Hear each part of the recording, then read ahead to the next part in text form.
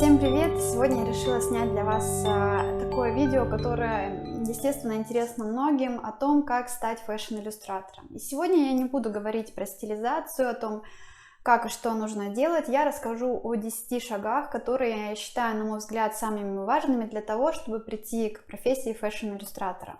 И первый пункт, с которого мы с вами сегодня начнем, это осознанность. Вы должны осознать, что профессия фэшн-иллюстратора является такой же важной и серьезной профессией, как и все другие профессии. Она требует теории, требует навыков, требует практики и требует, естественно, терпения для того, чтобы наработать необходимый опыт. Второй пункт я выделила для тех, кто сейчас работает по другой профессии и хочет сменить свою профессию на профессию фэшн-иллюстратора. И, естественно, осознает, что ему придется сделать серьезный шаг. И в этом случае я не советую делать какого-то резкого движения. Я советую сначала каждый день заставлять себя уделять внимание фэшн-иллюстрации, рисовать хотя бы по 15 минут в день, но вы должны выработать привычку, вы должны выработать дисциплину для того, чтобы в будущем быть самоорганизованным, дисциплинированным и более профессионально подходить к этому делу. Так или иначе, вам нужна практика для того, чтобы наработать опыт, наработать определенный навык, который, естественно, необходим, и для этого требуется время, но для того, чтобы ваш переход и смена профессии были более плавными, вам необходимо уделять этому определенное время. Следующий пункт, который поможет вам получить вдохновение, который поможет вам расширять свой кругозор. Нужно подписаться на фэшн-иллюстраторов. Нужно, чтобы ваша лента состояла из тех людей, которые вас вдохновляют, чтобы вы смотрели, какие техники, какие приемы они используют, что они вообще рисуют, какие они подчеркивают события и так далее.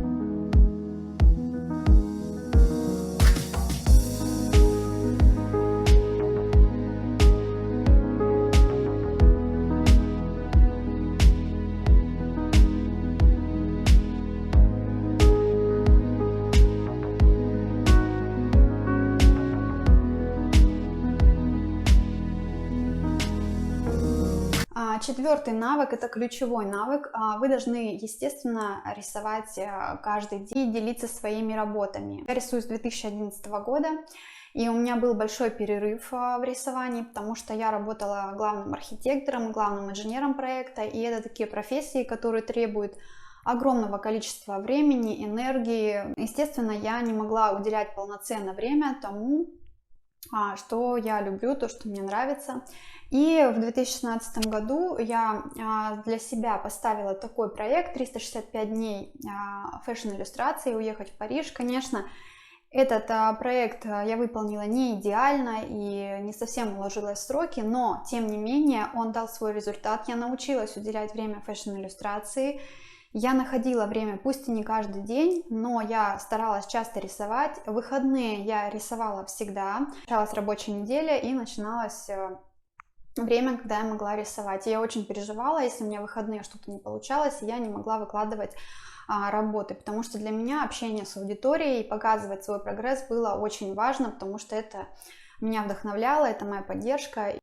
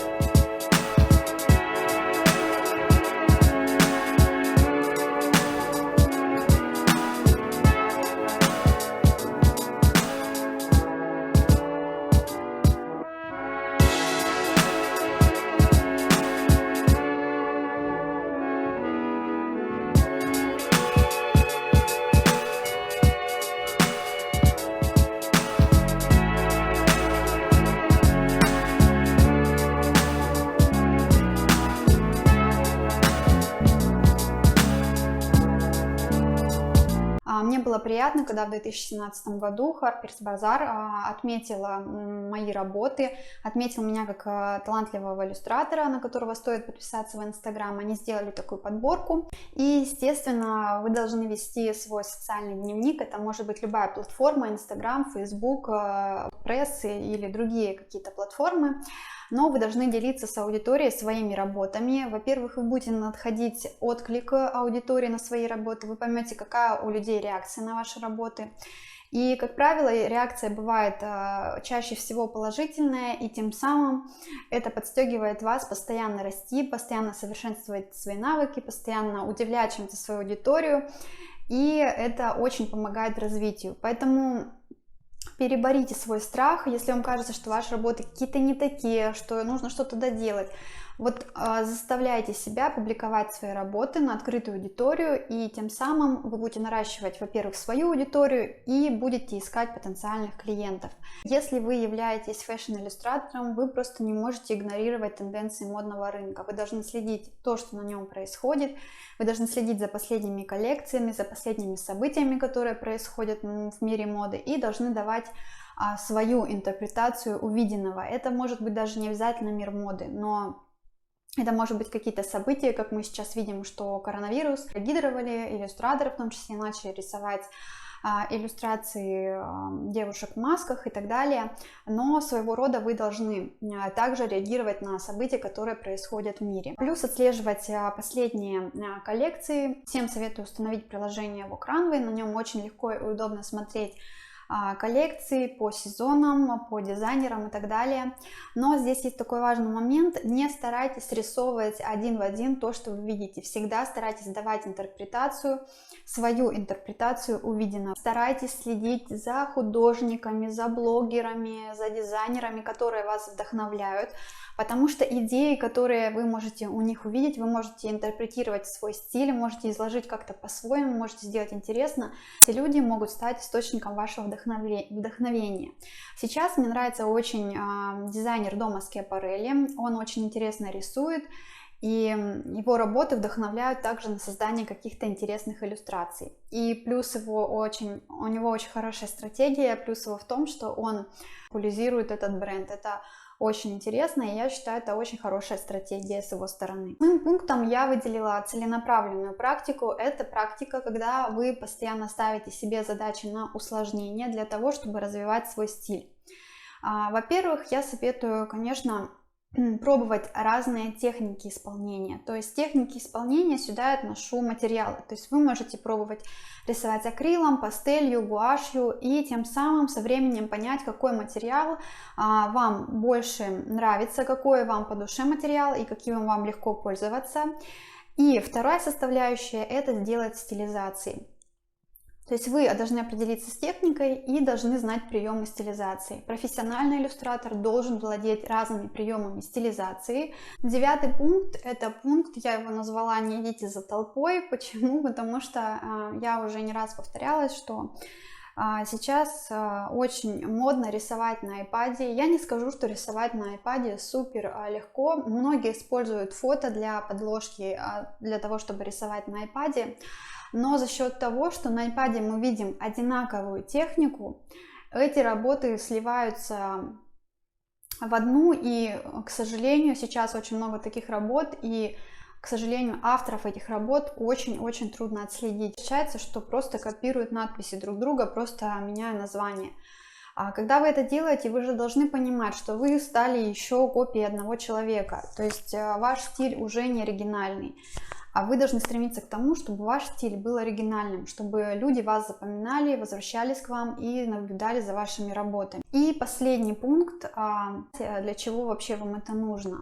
Существует такое поверхностное мнение, что фэшн-иллюстрация — это такая легкая профессия, что ты постоянно путешествуешь, что ты знакомишься с новыми людьми и разные такие варианты, но при этом никто не говорит, это такая же тяжелая работа, как и все. То есть вы должны постоянно практиковаться, вы должны быть постоянно вести свой Инстаграм, вы должны быть постоянно в курсе того, что происходит, вы должны получать новые навыки, то есть вы должны себя продвигать. И здесь очень-очень много моментов. Если вы не будете себя продвигать, то как бы вы будете рисовать в стол просто для себя и все. То есть здесь тоже очень важно знать маркетинговые вещи. Профессия фэшн-иллюстрации требует очень многих навыков, которые, к сожалению или к счастью, вам придется приобретать самостоятельно, но вам придется заниматься и иллюстрацией, и продвижением, и работой с заказчиком, и маркетингом, и так далее. То есть здесь очень большой спектр,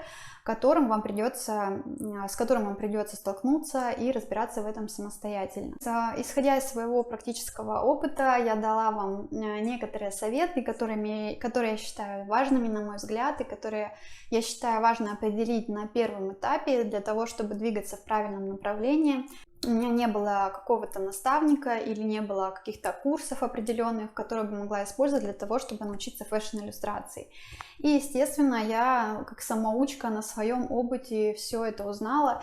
Сейчас гораздо проще. Вы можете найти себе наставника, человека, который уже через многое прошел, или вы можете найти какие-то курсы, которые продвинут вас вперед. Чтобы освоить ту или иную профессию, нужно, конечно, иметь жгучее желание стать лучшим в этой профессии, стать профессионалом, стать мастером своего дела.